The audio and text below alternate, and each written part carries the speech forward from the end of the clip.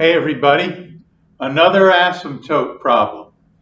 This one will be a little bit more interesting, but well within our grasp. Now, I'm sorry, I didn't put the directions down. Find all asymptotes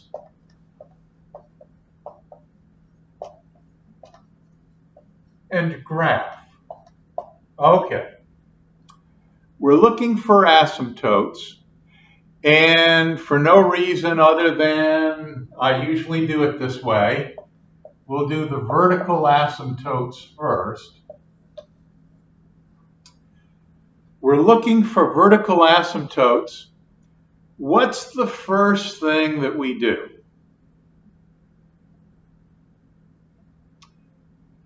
And as a reminder, think of where it is that vertical asymptotes occur. Right. At x values that cause division by 0. So we'll find all of those x values.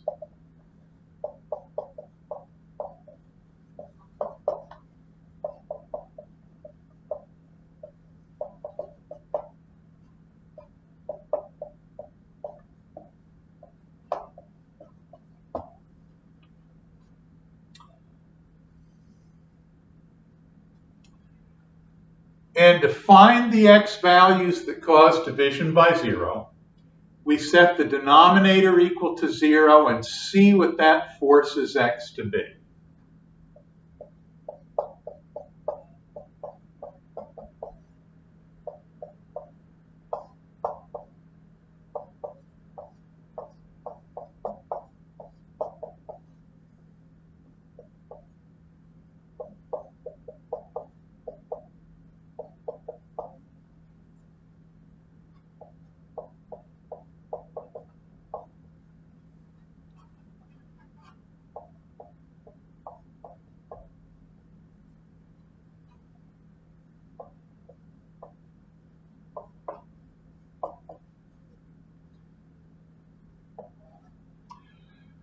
Now I say we have possible vertical asymptotes there because we won't know for sure that we have vertical asymptotes at x equal -2 and x equal 2 until we compute the one-sided limits and ascertain that the one-sided limits are indeed infinite. So that's our next step.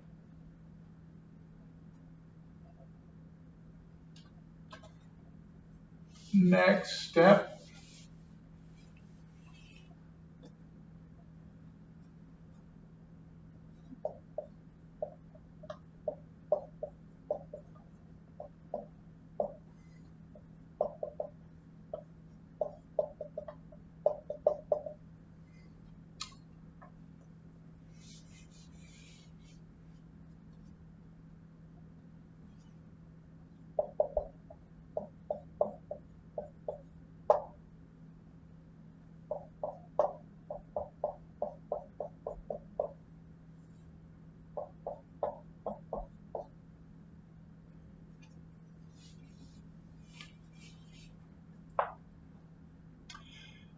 And even though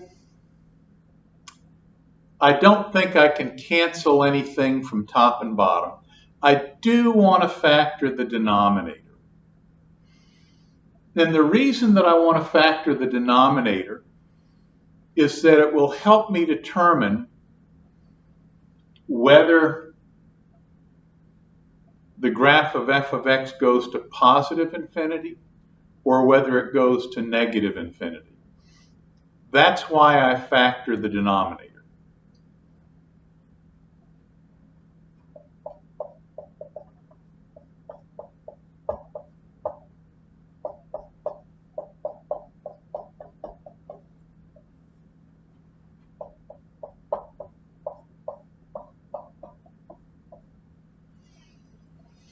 Okay.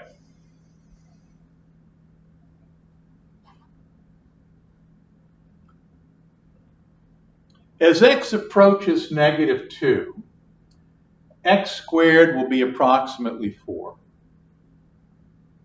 4 times x will be negative 8. So the numerator will look like 4 minus 8, which is negative 4, plus 3, which is negative 1.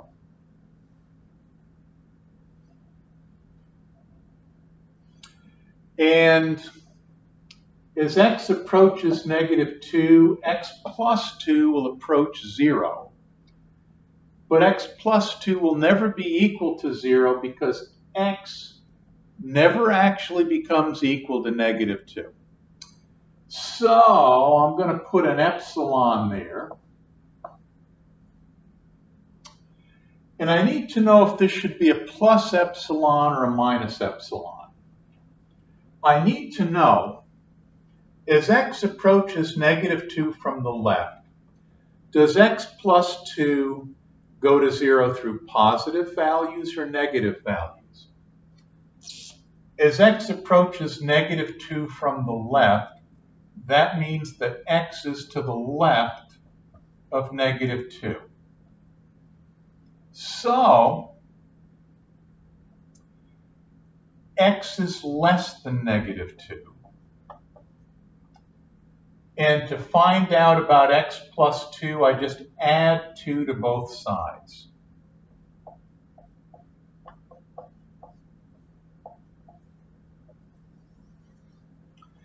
See there?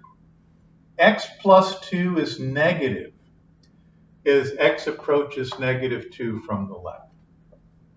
So this factor becomes negative epsilon. Now what about this factor? As x approaches negative 2, x minus 2 is approximately negative 4. So we put a negative 4 here. And it looks like we have negative 1 on top, and negative times negative is positive on the bottom. So epsilon times 4. And now I guess I'll rewrite that as negative 1/4 over epsilon. Now, negative 1/4 is not really a large number, but it's a heck of a lot bigger than something going to 0. So we have big number over little number, so that's going to be infinite. And negative divided by positive, which is negative. At this point, since the limit as x approaches negative 2 from the left is infinite, I know that x equal negative 2 is an asymptote. But I'm going to compute the other one-sided limit also, because this will help me graph the function.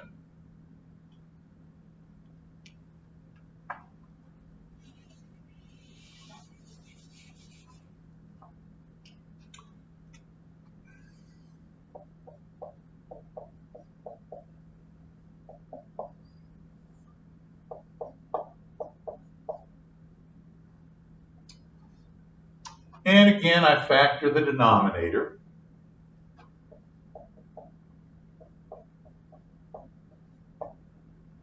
Negative 2 from the right.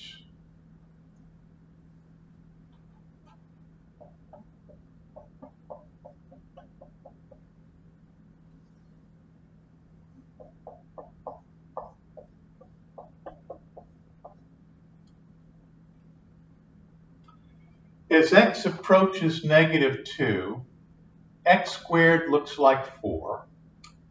4x looks like 4 times negative 2, or negative 8.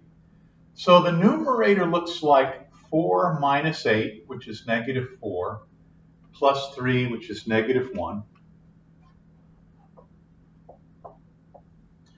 For all practical appearances, for all practical purposes, as x approaches negative 2 from the right, the numerator appears to be about -1. And as x approaches -2, x plus 2 goes to 0, but it never actually gets there. So we put an epsilon here.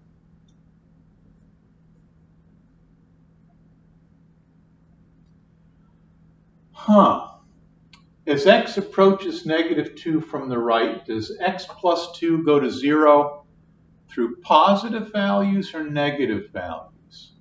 Let's find out. If x approaches -2 from the right, then x is to the right of -2. So here's -2 on the number line, and here's x. So clearly, x is greater than -2. And if I add 2 to both sides, that tells me something about x plus 2. I add 2 to both sides, I have x plus 2 is greater than 0.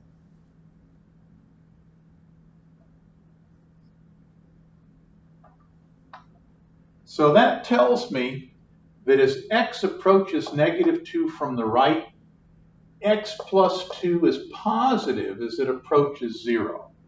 So I'll put a plus epsilon here.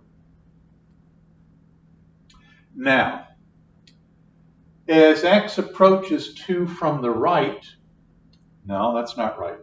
As x approaches -2, x minus 2 is going to look like -4. And so we have negative over negative is positive.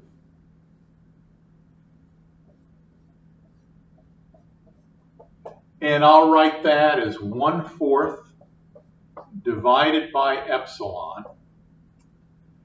And I have a big number, non-zero, divided by something that's tiny. It's going to 0. So big number over little number is infinite. And positive divided by positive is positive. So we have the two one-sided limits as x approaches -2. And the key observation here is that the one-sided limits are infinite.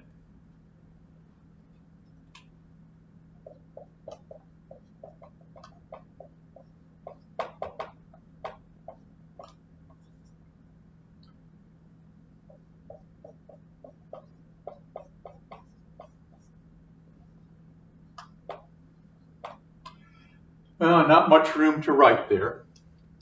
But infinite limits tell us that x equal -2 is a VA, vertical asymptote. So I'm going to record these results because I'm going to have to erase the board. But I do note that -2, x equal -2, is a vertical asymptote.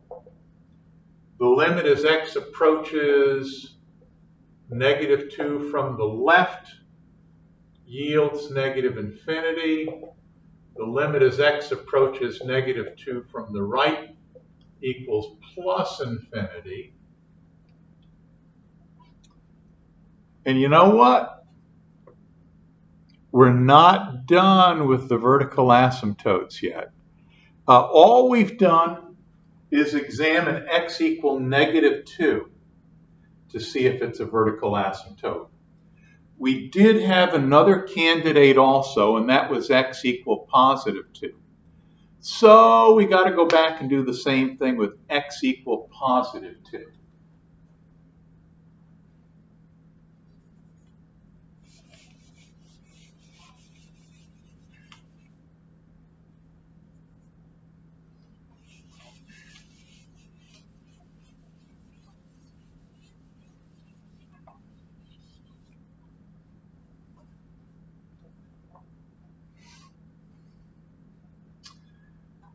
Okay, we have x approaching +2 from the left, and we factor the denominator. As x approaches 2, x squared looks like 4. 4x looks like 8. So the numerator looks like 4 plus 8 plus 3, which I think is 15.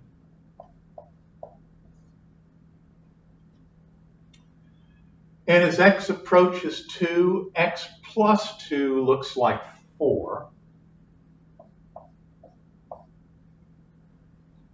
And as x approaches 2, x minus 2 will go to 0.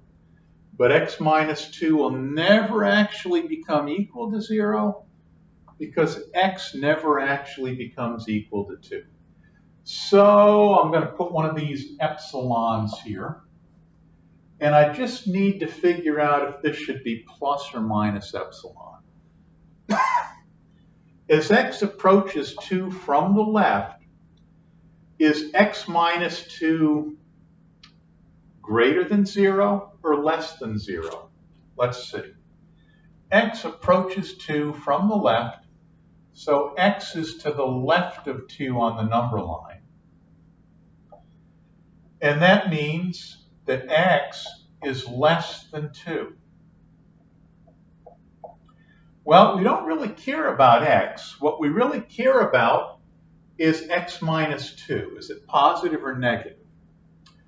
So we transform this inequality into an inequality that tells us about x minus 2 by subtracting 2 from both sides. So that gives us x minus 2 is less than 0. And that tells us everything. As x approaches 2 from the left, x minus 2 is negative.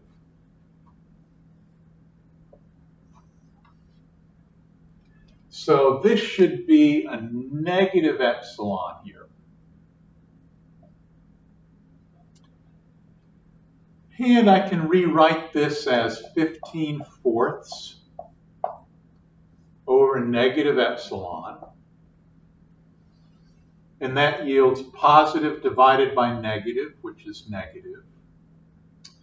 And big number divided by something going to 0, that's going to be infinite. Okay, things are looking good. Now we just have to compute the one-sided limit as x approaches 2 from the right.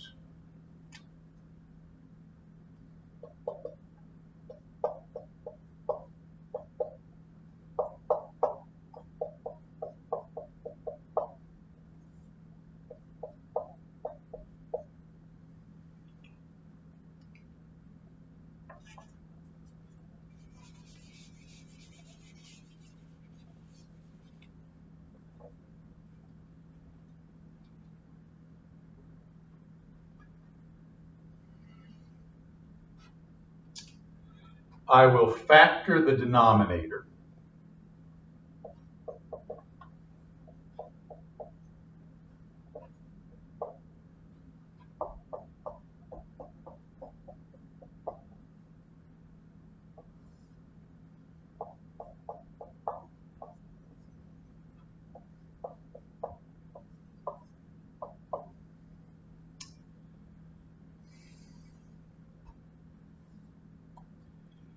And as x approaches 2, x squared is equal to 4 for all practical purposes. 4x is equal to 8 for all practical purposes. So the numerator looks like 4 plus 8 plus 3, which is 15. And as x approaches 2, x plus 2 looks like 4. And as x approaches 2, x minus 2 approaches 0, but it never gets there. So I'll put a big fat epsilon here. And I just need to know this factor x minus 2 that approaches 0. As it approaches 0, is it positive or is it negative? So I look at this. X approaches 2 from the right, which means that on the number line, x is to the right of 2. So that tells me that x is greater than 2. And then if I subtract 2 from both sides, I find out about x minus 2. I subtract 2 from both sides, and I get that x minus 2 is positive as x approaches 2 from the right. So we figured it out.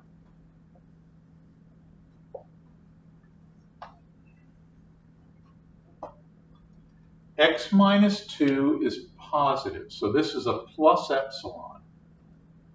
And that yields 15/4 over positive epsilon. So I have positive over positive is positive. Big number over little number going to 0, that's going to be infinite. And again, my one-sided limits are infinite. That confirms that x equal 2 is a vertical asymptote. So I write that here. Infinite limits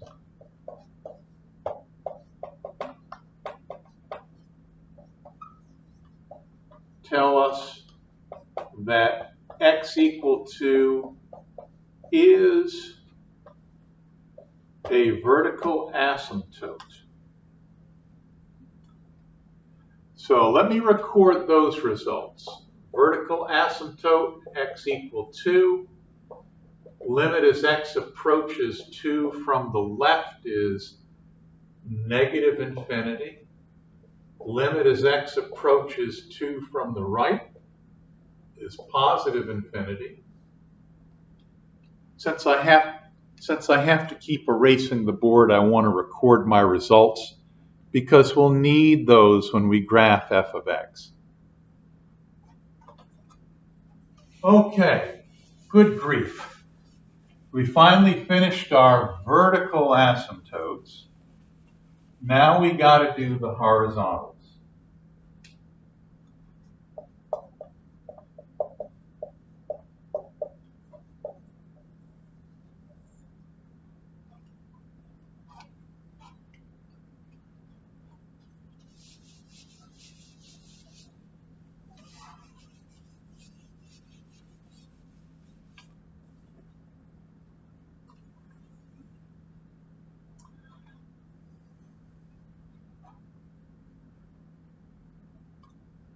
How do I find my horizontal asymptotes? See, I just drew a blank. What do I have to do to find my horizontal asymptotes? Somebody look in their notes and tell me, okay? What do I have to do to find those horizontal asymptotes? Compute the limit of f of x as x goes to plus or minus infinity. That's exactly right. So we compute the limits as x goes to negative infinity and as x goes to plus infinity. That's exactly what we have to do.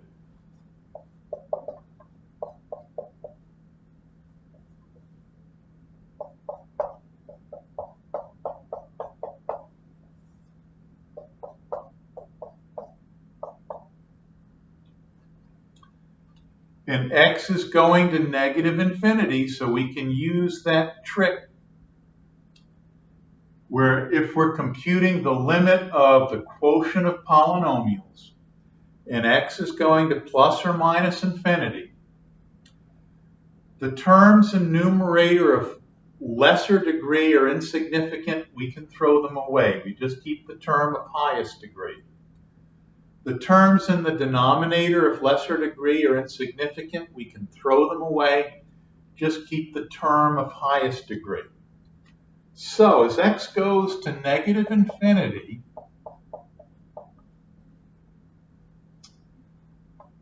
our function looks like x squared divided by x squared.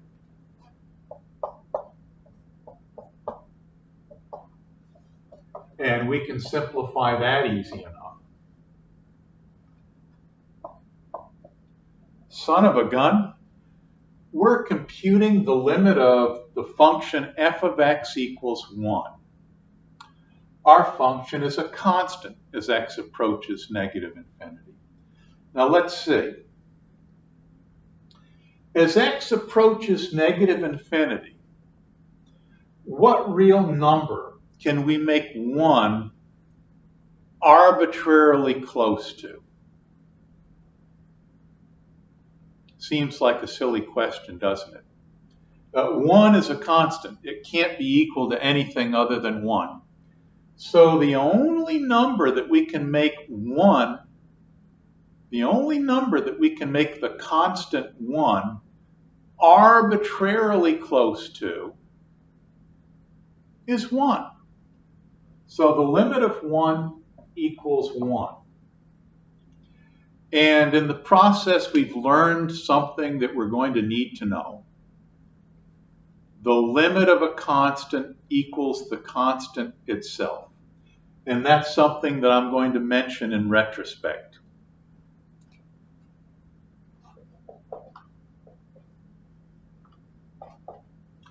Now we compute the limit as x approaches positive infinity.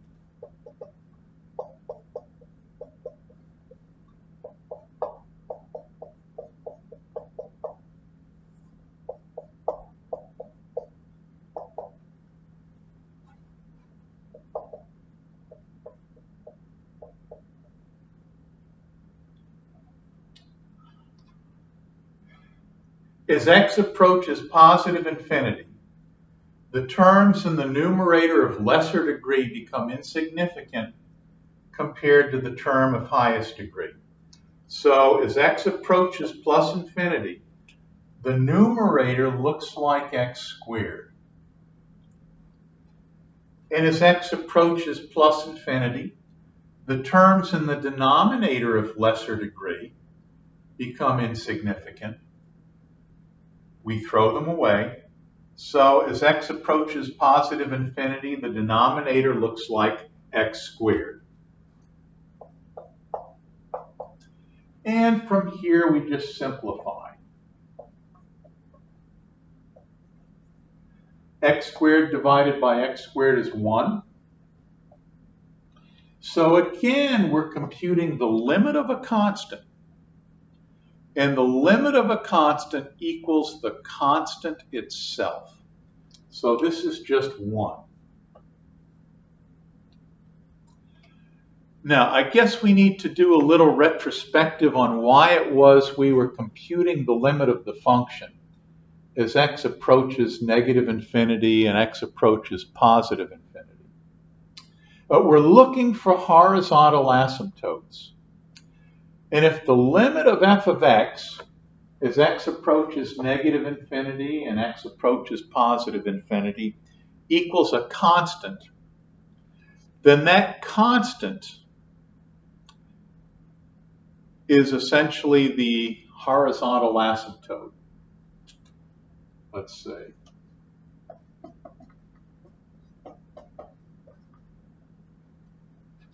The limit is a finite constant.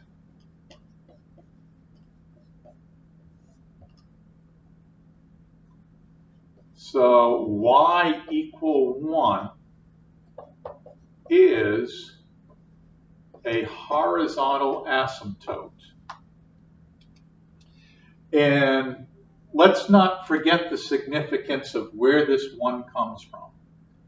Y equals this number. This number is the limit as x goes to plus infinity or minus infinity. So I'm going to write those results down. Limit as x goes to negative infinity of f of x equals 1. Limit as x approaches positive infinity of f of x equals 1. And the horizontal asymptote is the line y equal 1. I've got all of the facts written down. Now, at some time or other in this course, people inevitably ask me, could we have a function where the limits turn out to be constant as x approaches negative infinity and positive infinity. But those constants turn out to be two different things. In other words, is it possible to have two different horizontal asymptotes?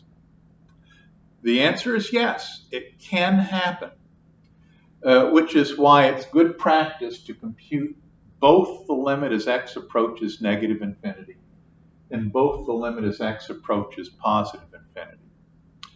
Now, having said that, I'm not the type of person that stays up late at night trying to dream up exercises that are going to really throw my students for a loop. So it could happen that the limits as x approaches negative infinity and x approaches positive infinity are constant and different, but it doesn't happen too often. And I'm not going out of my way to try to find examples like that.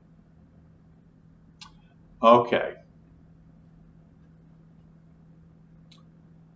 I think it's time to graph this son of a gun.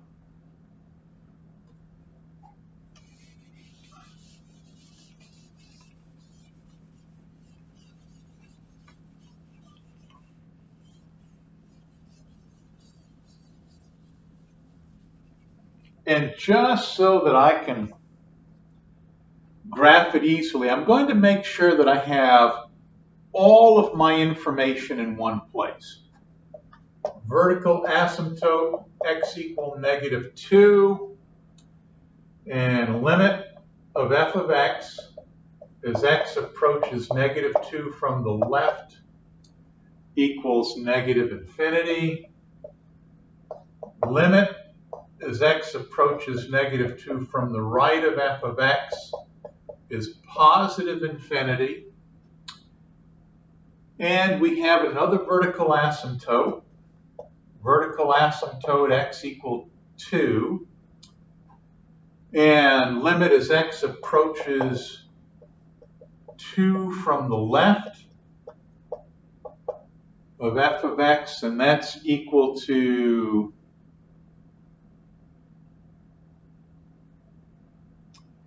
negative infinity, I believe. And the limit as x approaches 2 from the right of f of x equals positive infinity. Okay. Limit as x approaches negative infinity. Oh, let's see. Horizontal asymptote y equals 1. And limit as x approaches negative infinity of f of x equals 1. Limit as x approaches positive infinity of f of x equals 1 also.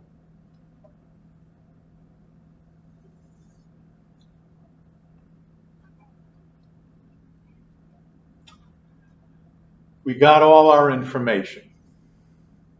Now remember the last time we graphed the asymptotes of a function. We said we weren't necessarily going to use the x and y axis as our frames of reference. They're good when we don't have anything else to go by. But we usually like to use those features that are important features in the graph as our frames of reference. And that would be our vertical asymptotes and our horizontal asymptotes. So those are the frames of reference we're going to work with. We have two vertical asymptotes, x equal negative 2 and x equal positive 2. So we'll graph those. Here is x equal negative 2.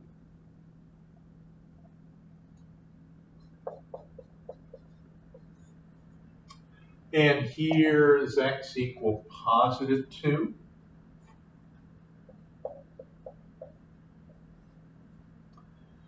And the horizontal asymptote y equal 1.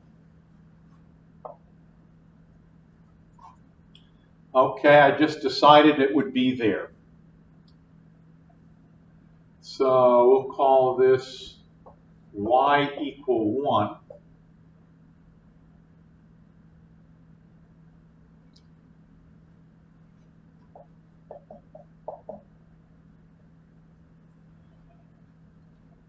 We have our frames of reference.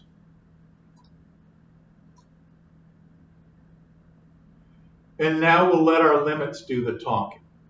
This says, as x approaches -2 from the left, f of x, the y value, goes to -infinity. So x is approaching -2 from the left, and as it does, f of x, the y value, goes to -infinity.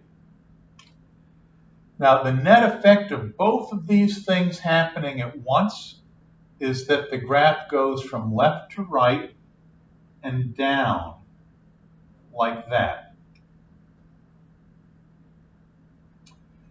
Now let's let this limit do the talking.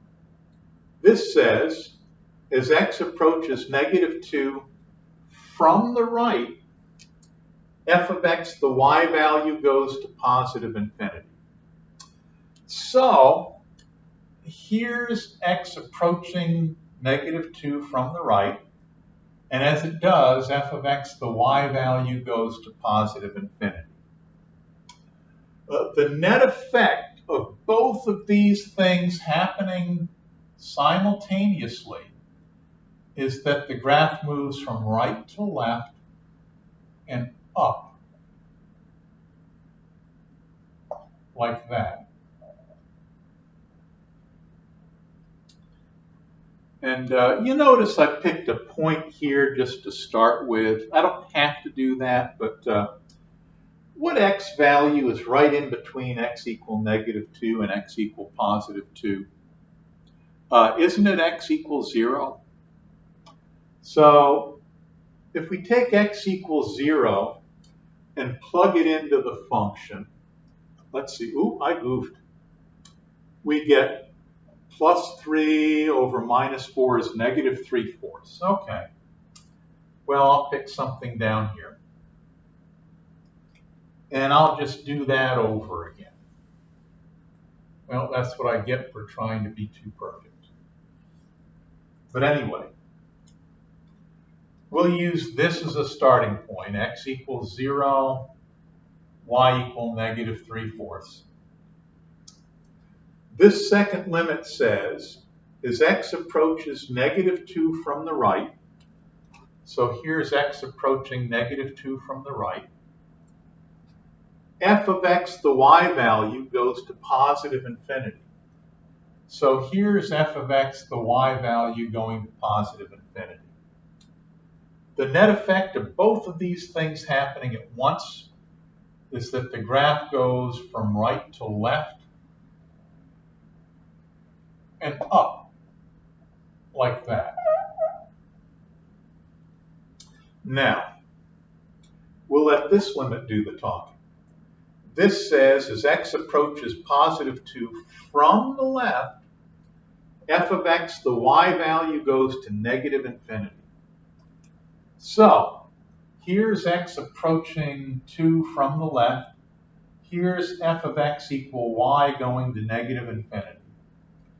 The net effect of both of those things happening together is that the graph goes from left to right and down, like that. And then finally this fellow. This says, as x approaches +2 from the right, f of x, the y value, goes to infinity. So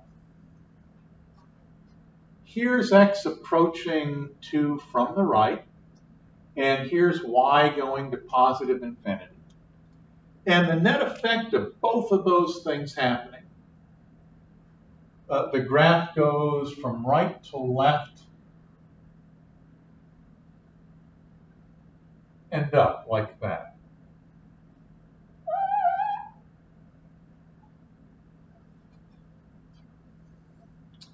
Now, who haven't we heard from? We haven't heard from this limit, This limit says that as x goes to negative infinity, f of x, the y value, gets closer and closer to y equal 1. So in other words, as x goes to negative infinity,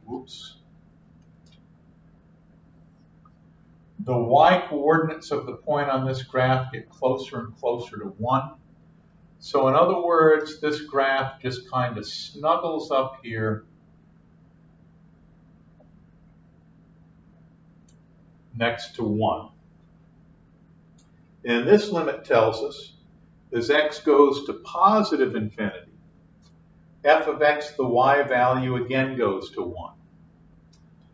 That is, as x goes to positive infinity, the y coordinates of the point on this graph, the y coordinates of the points on this graph get closer and closer to 1. So in other words, the graph gets closer and closer to this line, y equals 1. So x goes to positive infinity and the graph snuggles up here to y equals 1. And we have our graph. And it's a beautiful graph. Let me tell you something. If we were doing this back in the 1960s, people would take pictures of this and put it in an art gallery. They'd take pictures of this and make a blacklight poster out of it and sit around and stare at it for hours and go, wow, this is a beautiful graph. And now I think we're pretty much ready to do graphing and asymptotes. So I will follow up with the homework after I post this lecture number 5 part 2 video. Oh, but first, I forgot. I need to make good on a promise.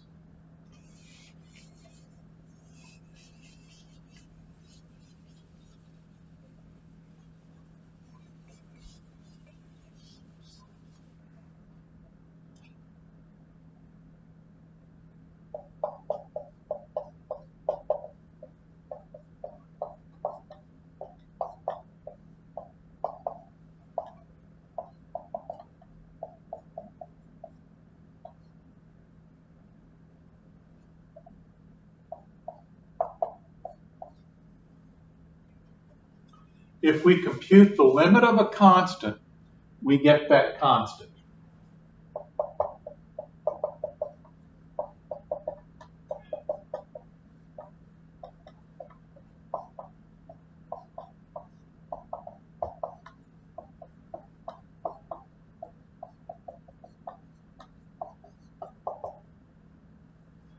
So I did say that we were going to address that in a retrospective because we actually pretty much showed that result to be true in creating the graph of our function. Okay, now I'm going to shut it off.